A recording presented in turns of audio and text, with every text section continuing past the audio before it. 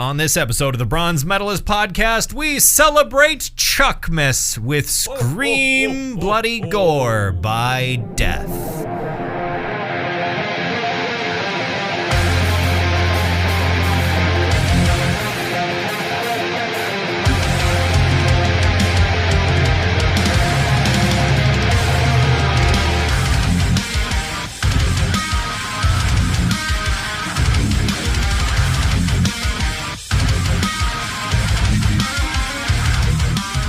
Hi, everyone. Welcome to another episode of the Bronze Metalist podcast. I'm Kale. I'm OJ.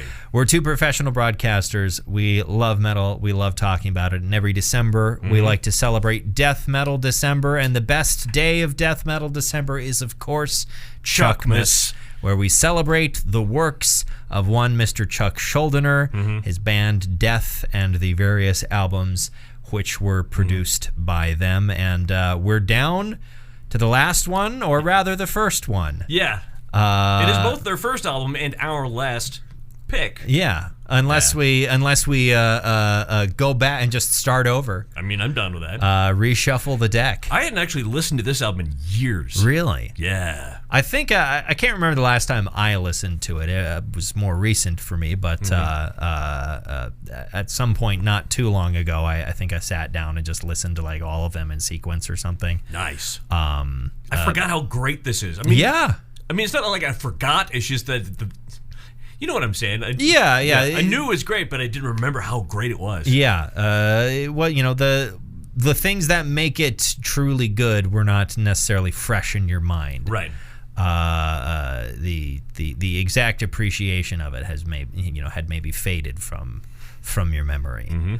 But yeah, this album definitely. I would it's not necessarily fully formed as far as the things that would make Death particularly special, but as in terms of being a death metal album and being like the first proper one, it is pretty fully formed. Oh yeah, like just about everything that death metal would become can kind of be found in this album. Maybe really the only thing this album does not include is like deep guttural vocals, which I think are more associated with death metal now. Yeah, he never really did that. Yeah, Chuck never really did that, and I think death metal in general, a lot of death metal that you will get from like the late '80s, the first few years of the genre into the early '90s, you don't hear a lot of like deep growling vocals. It's more sort of mid-range or even higher pitched screams,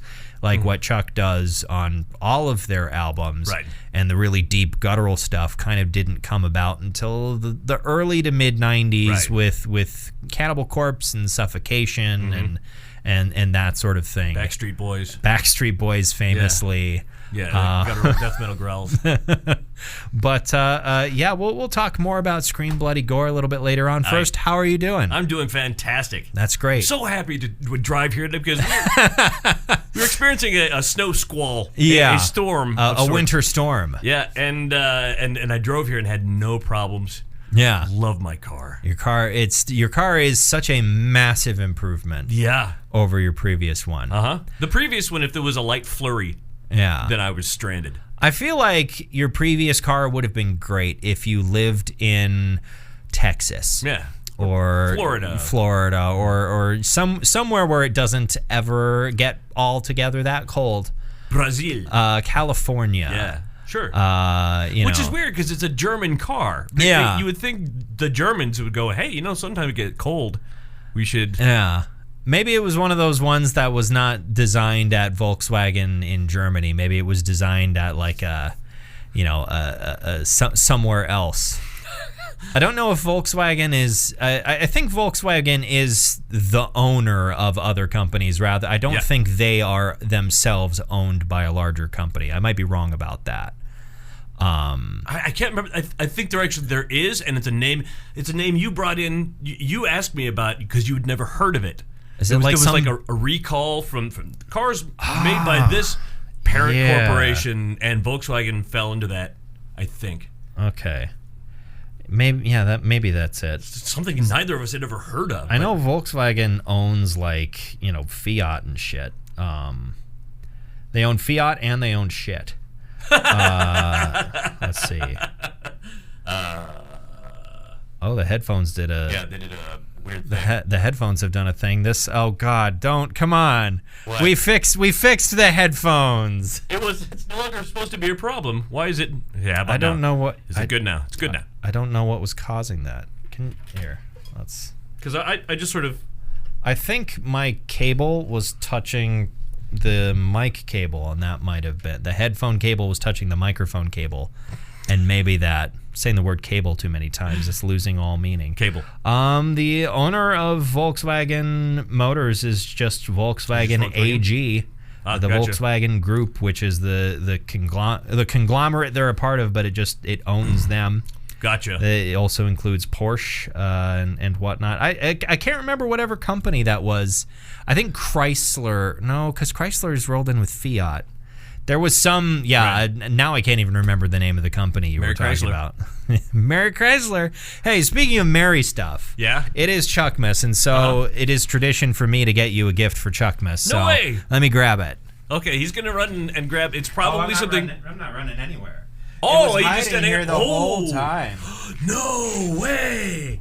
Oh, this is good. Yeah. This is you spent too much, my friend. I usually get you a bottle of like Glenlivet 12 or something like that, and I was like, let's find something at like the same price point, but something different this year. So I went with a bottle of Oban. I see this and I'm like, I don't want to open it because well, that's the thing with awesome. like single malt scotches, even the ones that are more affordable, like your $50 to $60 ones, which is where that one fits in. Sure. The presentation is so beautiful. Yeah, I know. Where they come in like a can. I guess. I mean, it's a cardboard can, but like it's I don't know, something about the fact that it has its own container and then the bottle is within makes it feel extra special. See, here's the thing: is 50-year-old OJ is going, oh, this is a fine scotch. 20-year-old OJ would have been, oh, I can make this into something to smoke pot out of. Smoke pot out of this Pringles can that contains scotch. Yeah. Oh, you can make a good steamroller. There you go. Have you ever seen? There's a video. I think it's in Ken Burns' video, a film clip in Ken Burns' Vietnam documentary where there was a bit where they were talking about drug use among American soldiers during Vietnam, and there's a film clip of someone smoking weed through a pump action shotgun. Really? I think they had like a pipe inserted in the barrel or something. There was a like a bowl or whatever in the ejection port and sort of held up into the chamber. And then someone was like pulling in through the barrel of the shotgun because that's where people's headspace was at in Vietnam. Yeah. It was wild. I want to get high, but if you choose to blow my head off instead, that's also fine. The headphones are still doing I know a thing. They are. What's happening? I don't know. I just replaced I guess that it was months ago at this point, but sure. I replaced the splitter. Yeah, the splitter shouldn't go bad. It shouldn't deteriorate in a couple of months. I don't know. I don't know. It should be fine. I don't know what's happening. It's weird. That's fine. That's strange. I'm sure it's fine. It's about to light on fire. That board probably will short circuit at some point. It's getting up there. Yeah. And it's been on for most of its life. Is it older than the boards we have at work? No, because those boards are my age. They might not be that new. Yeah. No, but I got that when I was like sophomore in college. Oh, sure. So it's been about 8 years, I guess. Wow, you were a sophomore in college 8 years ago. I know. I'm a baby. I'm a little baby. Who's a little baby? Me. But yeah, could be replaced at some point. Right. But I don't know. It still works. Sure. So Why bother? Yeah, exactly. Why bother? Why bother? That's my creed. Why bother? I know what I'm getting you for your birthday this year. Winnie the Pooh? No, that would be Oh Bother. Oh Bother, yeah. Yeah. I used to have this thing where I'd have shirts made for people. Oh, and then the shirts have a shirt that says "Why bother?" Yeah. There we go. I continued playing Death Stranding. Yeah. By the way, Mm-hmm. I have now finished all of the roads. Nice. Last night I finished all of the roads in the game. Mm-hmm. I completed 45 segments. I don't know how many segments there are total. But I apparently built 45 of them and contribute 130,000 materials to them, which is a lot, I think. Mm-hmm. I think it's a pretty sizable amount. I certainly like the way the multiplayer element of the game. We talked about this last week, where I don't know how exactly the multiplayer element of the game works. Yeah. But all I know is, like, occasionally I would come across a road segment that was completed before I got to it. Sure. But that was not usually the case. Mm-hmm. Almost always I was the one building the roads on whatever group of people I guess I've been stuck with. Mm-hmm. I don't know exactly how I think it's like it sticks you in a server with a number of people that started playing the game at around the same time as you, I think is how it works. Gotcha. So you kind of progress together a little bit. Mm-hmm. Sort of a perpetual lobby. Sort of. That's how I think it works. I really don't know, because they don't tell you any of this shit. Right. Hideo Kojima is a weird mix of telling you nothing and telling you way too much. Like, it's sort of like you've got your FromSofts where they tell you nothing. Nothing, yeah. And you'll have your item descriptions and whatever, but you don't have characters that do a ton of talking to you. Even the NPCs are cryptic. There's not a 15-minute cutscene. Right. Full of you going, what? What does that mean? Who are you? What are you talking about? Mm-hmm. I don't know you. Like that. Every fucking cutscene in this game, I'm like, what? The fuck is that? Who's this guy? But Die Hard, man. It's a real character. It's a real character. Yeah. And the character's actual name is John McClane. Yeah. I will forgive how dumb the name is for how well written the character is, and also how incredibly emotional the actor's performance is as that character at the end of the game. I mean, that's dumb names like that are just kind of a given in any Hideo Kojima game. That's just how he likes to name his characters, is off of pieces of media he likes, and 80s stuff. There's tons of references to like 80s classic rock in all of his games. They say it at least once in Death Stranding 1, and I remember seeing it in the trailer. Someone will say "same as it ever was" as a Talking Heads reference. Right. He loves to do that sort of thing. Hideo Kojima, the way he tends to write games is, in addition to like here's 10 words and everything in the game is going to be based off of one of these 10 words. Mm-hmm. In addition to that, it's what media do I like right now? Mm-hmm. Let's shove in as many references to that as possible, which, to be fair, that's how I write D&D stuff. Yeah. So I can't really fault him for that. He really did that in the game's soundtrack. Mm-hmm. I guess he really got into this band called Low Roar, which is like a sort of, I guess I would call them kind of like a ambient sort of dream pop band. There's plenty of vocals, but it's like a dream pop. It's really good. Really? I keep on meaning to like listen to the albums on Spotify, because they will pop up while you're on like delivery missions or whatever, like story missions. You get to a certain point or like a certain distance away from your destination, and the track will pop pop up and it'll be like low roar or whatever album it is. But if you like do anything in the game, the music will like pause or stop, which I find to be really like there's a rest mechanic where you can just hold circle at any point and sit down and just like take a breather. Your stamina will regenerate, and you can just look out at the horizon. I'm like, oh great, this track has popped on and there's a really cool view in the game. I'm just gonna sit for a little bit with my BB and listen to the music. And then you sit down and the music stops. God, I just want to sit here and listen to this. You paid to have it put in the game, I assume. Let me listen to it while I'm looking at the game you spent so much time making. And you can only listen to the tracks again while you are in like one of the private rooms at the various like bases and distribution centers. Yeah. Which I wish you could pop them on at any time. Like it would be nice if you could just go into the menu at any time and like pop them on while you're walking around. That would be awesome, but you can't do that. Which I maybe that's going to be something in the next game. Maybe which you know is coming out sometime. I have no idea when Death Stranding 2 is coming out. They have a trailer for it though, right? Several. Yeah. So it could be coming out tomorrow for all I know.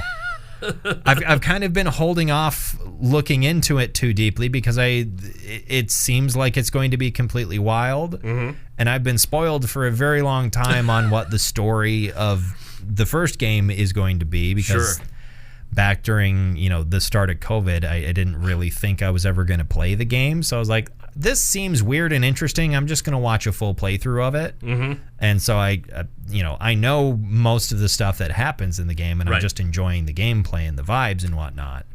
But for the second one, I'm like, okay, I do wish that I could enjoy this game completely unaware. So that's kind of what I want to do with the second game. Just go in completely blind and let whatever is going to happen, however weird it's going to get, and it looks like it's going to be really, really, really weird. Yeah. I think I'm a Hideo Kojima fan now, rather than just a appreciator. Gotcha. As I have been for a while. Well, he did. How was he involved in Cyberpunk? That was. He was not. He was not. Not okay. directly. He just a fan of it. Gotcha. And the two studios put references to each other's games. In them. The character, by the way, there's like a little chip that you can find in Death Stranding, and then you'll get an email from your partner, Jay. That's not Johnny Silverhand. That's actually Jackie, who is the main character of Cyberpunk V. Jackie is like their best friend who dies at the end of the first chapter of the game. And you're basically talking to his ghost on this chip. And trying to like get him back to his world, which I should have the fourth use of the word mono. I should have figured out that it was Jackie and not Johnny, because Jackie is like a bit of a Hispanic stereotype. Okay. Although he's got a really dope like samurai haircut. Yeah. But he's a bit of a Hispanic stereotype. He's a really cool dude. But anyway. I love that when that happens in my friend groups, by the way. What do you mean? Like you have a friend who won't stop perpetuating stereotypes. It's like, dude, and you can't say anything. Yeah. And there's nothing I can say to. Yeah. Okay, buddy. Cool. I'm just gonna let you do you. You do you, and that's great. I'm glad you're a comic book version of your ethnicity. Of your ethnicity. Oh gosh. Oh boy. Yeah. There was in addition to the guy being a weird dude, the guy that showed up at work yesterday. Oh, right. There was a strange gentleman that showed up at work, and I heard him introduce himself to our boss, who sort of he wanted to talk to, and the most Nodak sounding person I think I've heard in a very long time. Just every little thing. He sounded like he was just the most stereotypical just white guy from Harvey, North Dakota. Oh, don't you know? And he did impressions. Yeah, terrible impressions. Yeah, and here's the thing. Of extremely relevant characters. Yeah, from 40 years ago. Yeah. So, yeah, I wanted to hear his Mr. T. Apparently, he did a Mr. T impersonation. I didn't overhear that. I put headphones on. I would love to have heard him say, oh, okay, here's Mr. T. I pity the fool. Like... Yeah, I do Alf. Yeah. Here, kitty. Huh? Willie. Well, and apparently his Alf and Jimmy Stewart sounded the same. Because also Jimmy Stewart was one of them. Well, here's my good night savings and loan. Yeah. Merry Christmas. It's been a while since we've had like a proper weirdo show up. Yeah, whatever happened to Foot Guy? I'd like to know what happened to Foot Guy. He doesn't call anymore. He doesn't call. He doesn't send flowers. I'm worried. Socks. Yeah, flip flops. He doesn't. Not that he ever sent us anything, but no, he never sent it. Although I've met him in person. I know. Yeah, I met him in person, and I put two and two together. It's the same dude, and he's. I have no doubt that if he's still around, if he's still with us, he lives in a group home. It's definitely true. I mean, which is fine. I mean, for context, there was a guy who it wasn't for a super long period of time. No, it wasn't. It was only for like a couple of months, if that. Mm-hmm. Where there was a guy who would call the radio station we work at. Yeah. And like ask what. He never called me, or at least I never picked up the phone when he called. What kind of shoes you got? Yeah, he would ask like what you were wearing on your feet. I remember that time. I think had you just started full time? I think this was maybe like a year and a half in. Oh, I think I'd been here I'd been working full time for a little bit. Okay, because he called me and asked you, "What are you wearing?" And I said, "Swim fins." And yeah. I think this was 2019. Might have been. Yeah, I think I'd been around for at least a year. Yeah, whatever happened to him? Yeah, I don't know. If you know what happened to Foot Guy, or if you are Foot Guy, oh boy. Yeah. I'm not going to check the comments. So. I'm wearing socks. That's true. He is wearing socks. Do those ones have any holes in them? These do not. Oh wow. Oh, okay. I recently replenished my sock. There you go. Drawer. I bought a pack of socks and I went through and I pitched socks that had holes in them. A couple of my favorite pairs of black socks have developed holes in them, and I've had to throw them out. Really? Which was made me sad. Oh, my favorite socks. When I get sad about socks, I'll turn into Elvis. Oh, remember my mama gave me these socks. my mama darned these socks. All right. Death. Chanting like we are cavalry charge of Rohirrim riding down to the fields of Pelennor. Yeah. Which, don't let me forget, I'm going to go get those for you right now. Oh, okay. My Lord of the Rings movies. He's got it, right, because I have this tradition every year I watch Lord of the Rings on DVD, and in the past year I bought me a 60-inch TV. Before I had a much smaller TV, and now I'm going to get to watch these Blu-rays for Christmas. There he is. He's back with the blue. Thank you. There you go. Sweet, my Christmas tradition. Watching the Lord of the Rings movies, the directors, or the extended edition. Yes, which may as well be a director's cut. Right. It's over 12 hours a movie. Yes. Well, yeah, 12. Mm-hmm. I mean, we were going to start talking about death, but now we mentioned Lord of the Rings. Oh yeah. Okay. There are a certain number of the extended edition scenes that I could do without, where they feel a little out of place. I feel like as much as I enjoy the scene, the mouth of Sauron, they made him too weird. Yeah. The digital effect on the mouth, they overdid it. And you don't need to do too much digital effect on his mouth. Yeah, I'm not actor. I can't remember his name. Yeah, he's the helicopter pilot from Road Max, Warrior. Yeah, from Road Warrior. Yeah. Bruce Spence. That's it, Bruce Spence. He's got a big mouth full of big teeth. Yeah, like you don't really need to do a whole lot for the whole reason they hired him is because he has a big mouth. Right. And yeah, they just kept on making it bigger and bigger. It was the same thing that happened with the Witch King's flail. They kept on making it bigger and bigger and bigger to the point where it was on set ridiculous. On film, his flail looks really cool and extremely intimidating, and it doesn't look ridiculously huge, but apparently on set everyone was like, this looks stupid. This looks comical. But it was just the right amount of exaggeration to look really intimidating and frightening. But on set, it's like somebody has some dick issues. The Witch King, apparently, because he's a ghost. Yeah.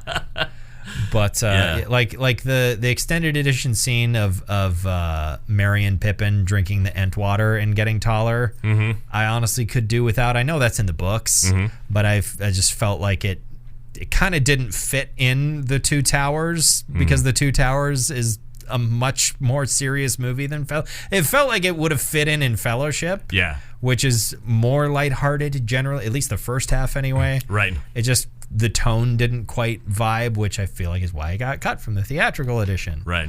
I do think the scene with Boromir and Faramir, the flashback to the Battle of the aftermath of the Battle of Osgiliath that Faramir has when he is holding Boromir's horn, that should have been in the theatrical cut. Right. That's important information. That's context. I will die on the hill that should have been in the theatrical edition. But it was not. Yeah.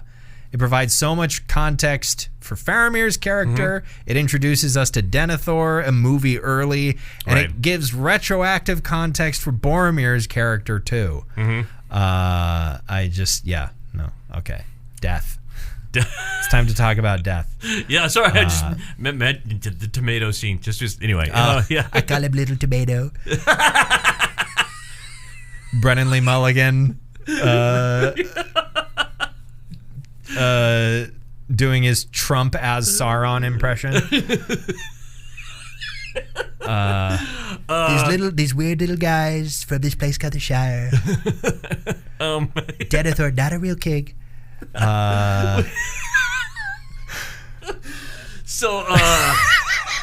Scream Bloody Gore! Scream Bloody Gore by Death. So Scream Bloody Gore is Death's very first album. Yes, their first full-length album. Their debut album came out in 1987. The project had been around for a bit, or the band had been around for a little bit already. Let me actually pull up. I thought I had it up on my phone, but I don't. Scream Bloody Gore. But yeah, 1987, released on Combat Records. Yes, it's a subsidiary of Capitol, I think. Great question. Let's find out. Combat. So apparently owned at various different points by Sony, Koch, and EMP. Oh, okay. But anyway. So yeah, the album was written by Chuck Schuldiner, and mostly performed by him as well. Apparently, he performed guitar, bass, and vocals. The only thing he didn't do himself was drums. Apparently, in the album's credits, a guy named John Hand is credited as playing rhythm guitar, although apparently that is not actually true. He was apparently just in the band for a short period of time and did not perform or record on the album. So I don't know why he was credited. Well, he left to go do Mad Men. Yes, John Hand. Yeah. Yeah, this was back when the band was in Los Angeles. Or I guess, I don't know, because the whole story about what part of the country Death is from. Well, Florida? Okay, so it was, apparently the album was recorded twice, apparently. Really? It was originally recorded in Florida, but it was only the rhythm guitar and drum tracks were recorded in Florida, and then Chuck moved to California. And the rest of the album was finished in California, apparently. And I guess the record label was unsatisfied upon hearing the initial mix of the album. Really? So that they then re-recorded it with drummer... whomst what was the Chris Reifert. This is the only album that he plays drums on, in addition to the Mutilation demo. But this album is widely considered to be the first death metal album, if you don't count Seven Churches. Yeah, and I think that we were talking about this earlier today. The definition that I personally ascribe to, whatever the difference is, proscribe to, is that I think Seven Churches is. It's appropriate to call it the first death metal album, but Death is the first death metal band. Right. And Seven Churches was not made as a death metal album. Right. It was just a really, really heavy thrash metal album. Yeah. That's what they're trying to do. And then sort of the idea that it is death metal was kind of retroactively applied to it after Death and Scream Bloody Gore had kind of codified this is what death metal is. And okay, if this is what death metal is, then technically this earlier album also fits into it. Right. So that's kind of the way that I see it. Is this album sort of really sets in stone what death metal is. As we were saying at the beginning of the episode, I think it really does that. Just about everything that would become the hallmark of the genre is contained in here. It's very fully formed. Right. Doesn't need a NICU. Yes, it does. It doesn't need to be in an incubator for a while. Breathing on its own. Yep. It's digestive tract is fine. It's had plenty of skin to skin contact. Yes. But yeah, I think this is this is a very fully formed concept for a genre, I guess one could say. Sure. And I think depending upon the song, it also is pretty emblematic of what would come with death. Some songs are quite a bit more basic than others. You know, if, as we've talked about on our previous episodes talking about Death's different albums, they got more and more progressive as the years went on. You know, and I can hear in the riff writing in this, I hear someone who's clearly a genius, but is kind of green. Yeah. So, because a lot of these are that's like riffs I would write when I was more juvenile. Yeah. But brilliant. There is an energy that is sort of begging to escape from some of the riffs that only occasionally is able to kind of burst out into something a little bit more creative, I guess. But even at that, if you were listening to this in 1987, this was mind-blowing then. Yeah, even the more basic riffs were like, "Oh, what the fuck is that?" The guitars don't have that HM2 chainsaw sound, but it is a serrated edge. Right. I've heard it referred to with a guitar tone. You know what I also hear is clearly he was influenced, at least to some extent, by Slayer's first two albums. It would be impossible not to be if you were writing something like this at that time. Right. Like the Slayer kind of set the blueprint for, do you want to make really crazy frightening sounding atmospheric metal? Yeah. Here's what you do. It would be kind of impossible not to be influenced by Slayer's earlier stuff at this point in time. Definitely. I think where it sort of differs from that is structurally. Right. I think Slayer has a tendency to be a little bit messier on their early stuff, and that's on purpose. Oh yeah. Like they weren't doing those guitar solos were that way for a reason. Chaos. Yeah. Just absolute chaos. Where the guitar solos on here are a little bit more mannered. Right. Honestly, I mean, there's some Slayery sounding. They're gnarly. Yeah. But it's not the complete. What the fuck is this? Right, and especially that final guitar solo in the last song, so tasty. Yeah. But yeah, I think my favorite moments are on the album are the ones where you can hear the future. Right. You can hear the future of what the band would be. Right. And I think last year I think we did Sound of Perseverance, and right. I believe I named that as my favorite Death album. Right, and that was the final Death album. Yeah.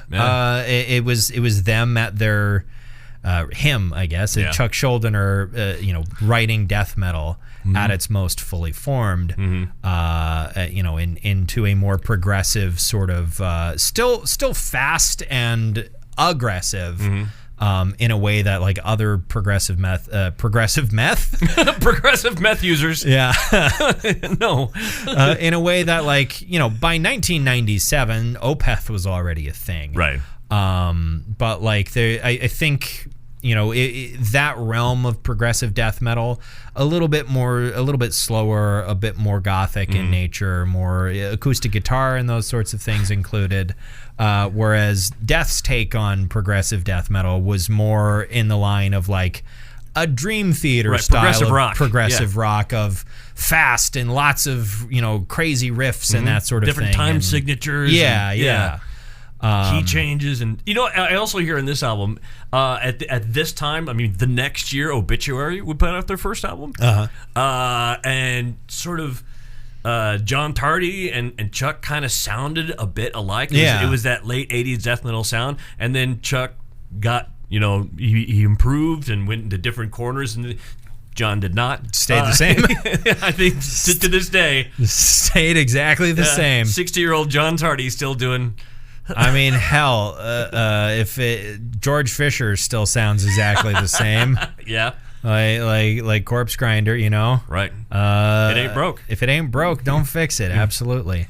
I think we touched on this earlier in the episode, but the Chuck's vocals are one of the only things on the album that's not really indicative of like where death metal would go. Right. Where as the years wore on, death metal as a genre kind of became more associated with vocals more like Corpse Grinders, because Cannibal Corpse became the death metal band. Right.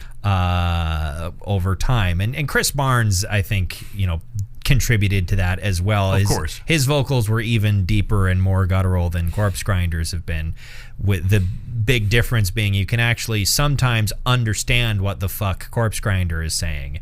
No one has understood a single thing that Chris Barnes has ever said in any of the songs he's ever recorded. Was it Chris Barnes?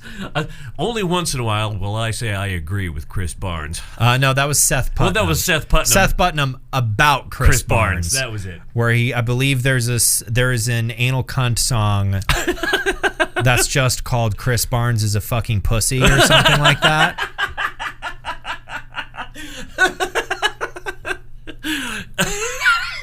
It was some diss track on Chris Barnes, and someone I saw a comment because Chris Barnes had done something. This was a number of years ago. He had done some asshole-ish thing, and there was a comment that was like, I don't agree with Seth Putnam on many things, but on this I do.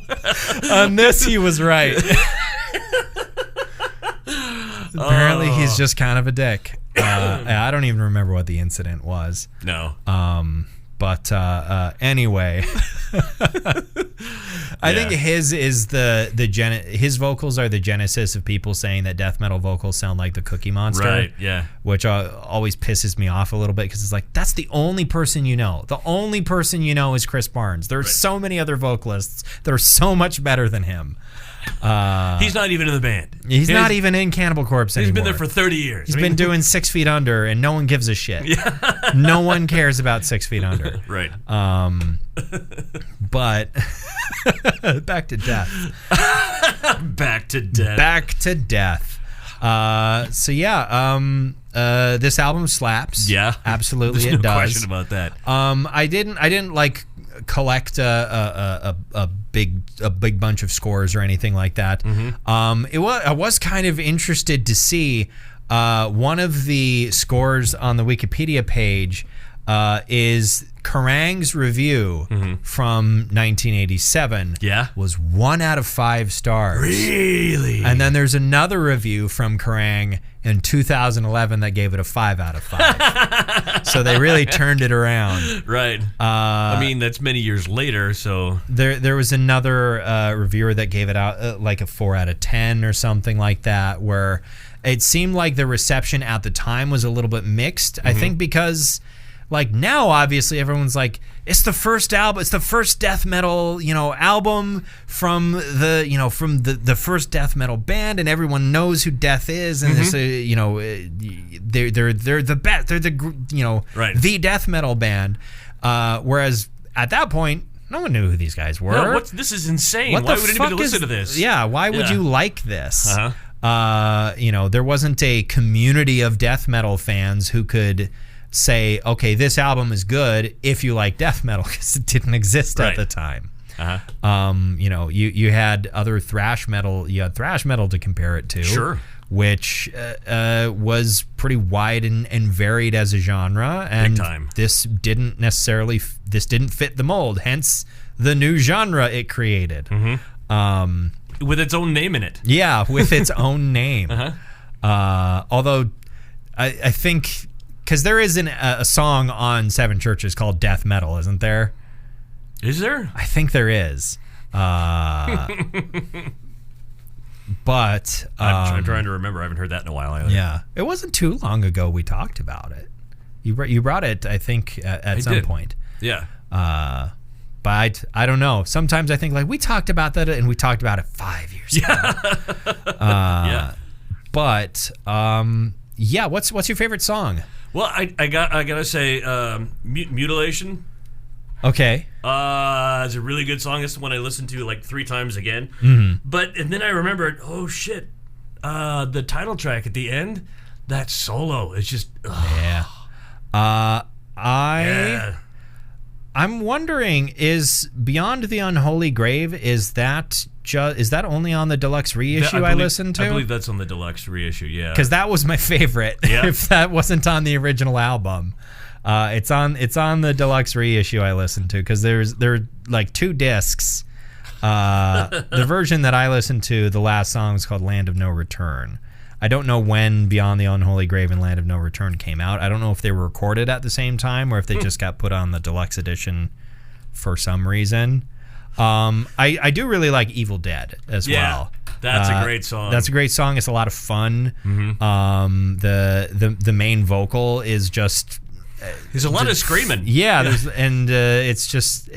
an extremely fun song. Yeah. I agree that the title track is also really, really good as well. I originally picked Beyond the Unholy Grave because it's one of those songs that feels like it's where Death would be going, but maybe that's because it was recorded later in their discography. I don't know. Oddly, it was recorded in 2010.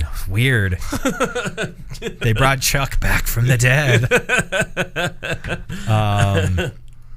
But yeah. So what do we need to ask? No, we don't need to ask. We don't need to ask. It's a gold in our hearts, of course. But that's it for Chuckmas this year. We will. I think we've discussed next year. We'll probably be talking about Control Denied, which was Chuck's like dedicated sort of progressive metal band or project, I guess, while Death was on hiatus for a while before Chuck passed away in the early 2000s. Right. Was it 2001? I think so. But he put out an album called Control Denied, which is from... I believe I have listened to it, or at least part of it, and I remember thinking like, okay, this is kind of just more of where Sound of Perseverance was going, right? With a little bit of the death metal stripped out and a little bit more like melodic or closer to melodic singing, right? Because he can hit keys, he can do it. I mean, shit, his cover of fucking what Judas Priest song is at the end of is covered on the bonus Painkiller? Yeah, Painkiller. His cover of Painkiller is awesome. Yeah. And that's not an easy song to cover vocally. No. I mean, there's no part of that song that's easy to play. Yeah. So that, Death's version of Painkiller is fucking awesome. Painkiller is just awesome anyway. Yeah. Like, I love some Judas Priest. And it's still, and even to me, it's a weird thought that Judas Priest, like one of their best albums came out in 1991. You know, Really? They've been around for so long by then. Yeah. I mean, shit. Like the last couple of Judas Priest albums have been awesome too. Bangers. The last few years they've been great. So I don't know what it is about Judas Priest. They keep on putting out good stuff. I remember a number of years ago we talked about at the time the newest Iron Maiden album, and we were both kind of like, yeah. But Judas Priest has still got it, I guess. Right. Well, what was the Iron Maiden album? Something like some sort of a it's like Japanese. Yeah, it was like samurai shit. Yes, that was what exactly. It was like samurai called. shit, which is also how I describe cyberpunk. But that'll do it for Chuckmas 2024. And thanks again for the scotch. You are very welcome. I'm going to down this all on the way home. Please don't. Okay. So next Wednesday, which is we're recording on Wednesday, is of course Christmas Day. Right. But we could if you're free, if you're free on Thursday, we could talk. I'm down with Thursday. Yeah. Sure. All right. Because we got one more day left of Death Metal December. So what would you want to talk about if we get together next week on Thursday? I had assumed we weren't getting together next Thursday. Okay, so you're not sure? Well, no, I picked out a black metal album because the following Wednesday it would be January. Black Metal January.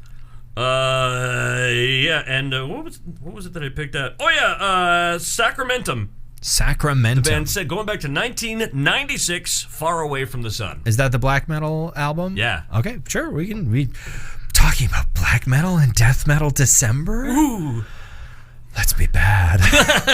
Your peanut butter got in my chocolate. Should we get a plate of fries? I'll just have stitches for the table. Let's be bad. Let's be bad. All right.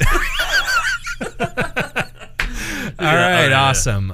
So we'll talk about that next week. But until then, why don't you go ahead and subscribe to our feed on whatever podcast service you're using to listen to us, or go ahead and find us in other places.